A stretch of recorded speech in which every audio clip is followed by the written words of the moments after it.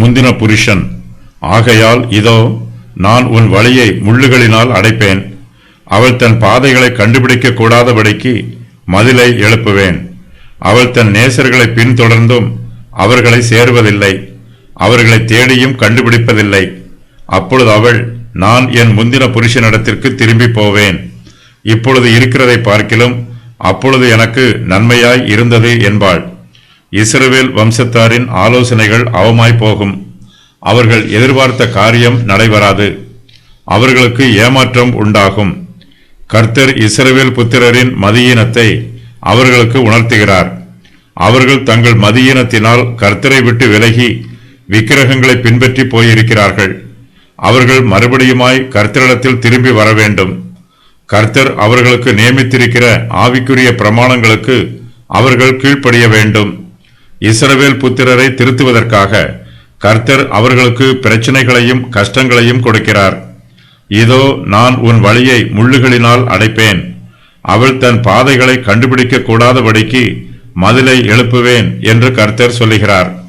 இஸ்ரவேல் வம்சத்தார் கர்த்தரை நம்பாமல் அந்நிய தேசங்கள் மீது நம்பிக்கை வைக்கிறார்கள். அவர்களோடு இராணுவ ஒப்பந்தங்களை செய்து அவர்களுக்கு கீழ்ப்படுகிறார்கள். என் நேசர்களை பின்பற்றி போவேன் என்று இஸ்ரவேல் தேசம் சொல்லுகிறது. கர்த்தரோ அவர்களுடைய பாதைகளில் தடைகளை உண்டு பண்ணுகிறார். அவர்கள் தங்களுடைய நேசர்களை பின்தொடர்ந்தும் அவர்களை சேர்வதில்லை, அவர்களை தேடியும் கண்டுபிடிப்பதில்லை என்று கர்த்தர் சொல்லுகிறார். இஸ்ரவேல் வம்சத்தார் கர்த்தரை விட்டு விலகி அந்நிய தேசங்களை நம்பி போகிறார்கள். கர்த்தரோ அவர்களுடைய பாதைகளில் தடைகளை உண்டு பண்ணுகிறார். அவர்களுடைய யோசனைகளையும் திட்டங்களையும் அவமாக்கி போடுகிறார். இஸ்ரவேல் புத்திரரால் தங்களுடைய திட்டங்களை நிறைவேற்ற முடியாமல் போய்விடும். இஸ்ரவேல் புத்திரர் திசை தெரியாமல் பாதை தெரியாமல் அலைந்து கொண்டிருக்கும் பிரயாணக்காரரை போல் இருப்பார்கள். அவர்களுக்கு எப்படி போக வேண்டும் என்பதும் தெரியாது, எங்கே போக வேண்டும் என்பதும் தெரியாது. அவர்கள் தாங்கள் போக விரும்பும் இடங்களுக்கு போய் சேரமாட்டார்கள். கர்த்தர் அவர்களுக்கு தடையாக இருப்பார். இஸ்ரவேல் தேசத்தார் அசீரியர் மீதும் எகிப்தியர் மீதும் பிரியம் வைத்திருக்கிறார்கள். அவர்களோடு உடன்படிக்கை செய்திருக்கிறார்கள். தங்களுக்கு ஆபத்து வரும்போது அசீரியரும் எகிப்தியரும் தங்களுடைய உதவிக்கு வருவார்கள் என்றும் தங்களை பாதுகாப்பார்கள் என்றும் இஸ்ரவேல் புத்திரர் நம்புகிறார்கள். ஆனால் அவர்களுடைய நம்பிக்கை நிறைவேறாது. பிலேயாம் இஸ்ரவேலை சபிப்பதற்காக புறப்பட்டு போனான். ஆனால் அவனால் போக முடியவில்லை. கர்த்தர் தம்முடைய கிருபையினாலே ஒரு தூதனை அனுப்பி பிலேயாமை தடை பண்ணினார். அவன் போகிறதினாலே தேவனுக்கு கோபம் மூண்டது. கர்த்தருடைய தூதனானவர் வழியிலே அவனுக்கு எதிராளியாக நின்றார். அவன் தன் கழுதையின் மேல் ஏறிப்போனான். அவன் வேலைக்காரர் 2 பேரும் அவனோட இருந்தார்கள். எண்ணாகமம் 22:22. நம்முடைய ஆவிக்குரிய ஜீவியத்திலும் நாம் புறப்பட்டு போகும் பாதைகளில் ஒரு சில தடைகள் இருக்கலாம். நாம் பாவமான வழிகளில் செல்லும் போது நம்மை முன்னேறி செல்ல விடாமல் தடை பண்ணும் தடைகள் நமக்கு மிகப்பெரிய ஆசீர்வாதங்களாக இருக்கும். நாம் பாவத்தில் விழுந்து விடாதபடிக்கும், கர்த்தர் நமக்கு நியமித்து வைத்திருக்கிற இலக்கை தவற விட்டு விடாதபடிக்கும், அலைந்து திரியாதபடிக்கும் கர்த்தர் நம்மை தமது கிருபையினால் தடுத்து நிறுத்துகிறார். கர்த்தர் நம்மை தடை பண்ணுவதினால் நாம் பாவம் செய்வது நமக்கு சிரமமாக இருக்கும்.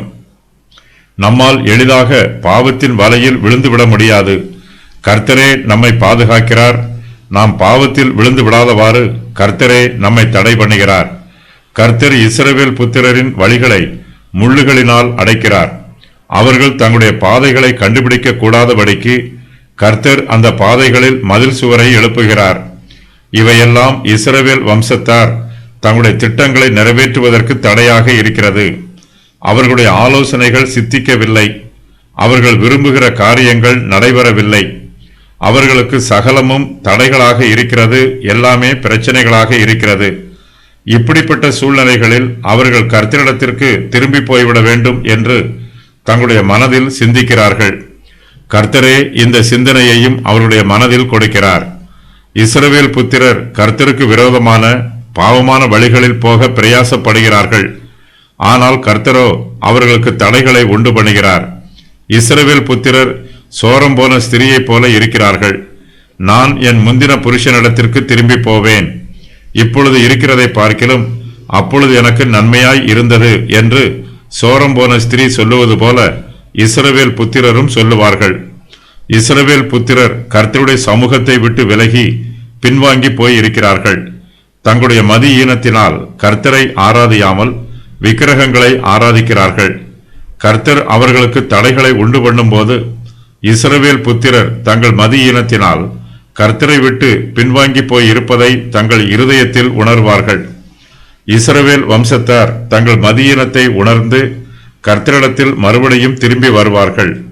கர்த்தருடைய வார்த்தைக்கும் அவருடைய பிரமாணத்திற்கும் கீழ்ப்படிவதற்கு அவர்கள் தங்களை மறுபடியும் ஒப்புக் கொடுப்பார்கள். கர்த்தர் தங்களுக்கு நியமித்து வைத்திருக்கிற ஆவிக்குரிய கடமைகளை நிறைவேற்றுவதற்கு அவர்கள் தங்களை மறுபடியும் பிரதிஷ்டை பண்ணுவார்கள். சோரம்போன ஸ்திரீ தன்னுடைய முந்திய புருஷனை விட்டுவிட்டு அந்நிய புருஷர்களை தேடி போனாள். ஆனால் அவளுக்கு ஒன்றும் வாய்க்கவில்லை. அப்போது அவள் புத்தி தெளிந்து மறுபடியும் தன்னுடைய முந்தின புருஷனிடத்திற்கு திரும்பி போவாள். அவளுக்கு தன்னுடைய முந்திய புருஷனை பற்றி நன்றாக தெரியும். அந்த புருஷன் தன் மீது அன்பாக இருப்பதும் அவர் தன்னுடைய தப்பிதங்களை மன்னிக்கும் குணமுள்ளவர் என்பதும் அவளுக்கு நன்றாய் தெரியும். இஸ்ரவேல் புத்திரரும் சோரம் போன ஸ்திரீயைப் போல கர்த்தரை நம்பாமல் அந்நிய தேசத்தாரை நம்பி போனார்கள். அவர்களுடைய முயற்சிகள் எதுவும் நிறைவேறவில்லை. சோரம் போன ஸ்திரீ தன்னுடைய முந்திய புருஷனிடத்திற்கு திரும்பி போனது போல இஸ்ரவேல் புத்திரர் தங்களுடைய தேவனாகிய கர்த்தரிடத்திற்கு திரும்பி போகிறார்கள். கர்த்தருடைய கிருபையும் இரக்கமும் தங்களுக்கு மறுபடியும் கிடைக்கும் என்னும் நம்பிக்கை அவர்களிடத்தில் இருக்கிறது.